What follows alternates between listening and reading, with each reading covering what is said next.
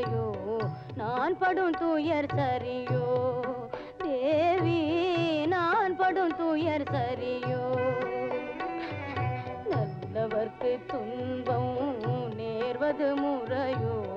நான் படும் துயர் சரியோ தேவி நான் படும் துயர் சரியோ நலிந்தவர் நோவதும் வேதனை அடைவதும் தேவி உன் திருவுளமோ தாயே